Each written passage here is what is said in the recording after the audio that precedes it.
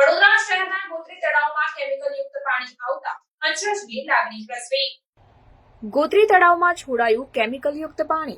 વરસાદી કાંસમાં આવતા પાણી સાથે કેમિકલયુક્ત પાણી આવતા અચરજની લાગણી પ્રસરી જવા પામી છે।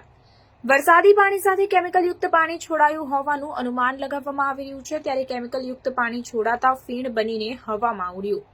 ઉંડેરા, કોયલી અને લક્ષ્મીપુરા વિસ્તારની વરસાદી કાંસમાંથી કેમિકલયુક્ત પાણી આવ્યું હોવાનું કાઉન્સિલરનો આક્ષેપ છે। ગોત્રી તળાવમાં કેમિકલ વાળું પાણી છોડવામાં આવી રહ્યું છે, જેને લઈને રોડ ઉપર એ કેમિકલના જે રૂ જેવો જે ભાગ હોય છે તે ઉડી રહ્યો છે। શું કહેશો? અવારનવાર અમારાથી માન્ય કમિશનર શ્રી, મેયર શ્રીને સૌને રજૂઆત કરેલ હતી કે ઉંડેરા, કોયલી તરફ, લક્ષ્મીપુરા તરફથી જે કાંસ આવે છે એમાં કેમિકલ યુક્ત પાણી આવતું હોય છે એવી વારંવાર ફરિયાદ થઈ છે।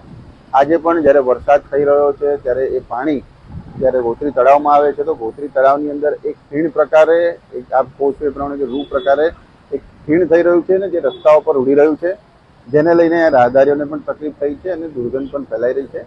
તો માન્ય અમારા જે વોર્ડના અને બીજા અધિકારીઓ છે એમને પણ અમે જાણ કરી છે કે ભાઈ તાત્કાલિક ધોરણે આ જે પણ સફાઈ કરવા યોગ્ય છે એને સફાઈ કરાવો ને કમિશનર શ્રીને એને પણ મેં જાણ કરવાનો છું કે આવા જે પણ વિસ્તારમાંથી જો કેમિકલયુક્ત પાણી છોડાતા હોય જે આગળ કંપની વગેરેના માધ્યમથી, તો એની પણ તપાસ થવી જોઈએ ને એમની સામે સખત કાર્યવાહી થવી। તમારી મુખ્ય માંગણી શું રહેશે? કેવા પ્રકારની કાર્યવાહી થવી જોઈએ? કાયદાની રૂએ જે પણ સખત પગલાં લઈ શકાય એની વિરુદ્ધ એના માપદંડ નક્કી હોય એના આધારે જે પણ સખતમાં સખત કાર્યવાહી થતી હોય એ જે તે દોષી હોય એની સામે એની કાર્યવાહી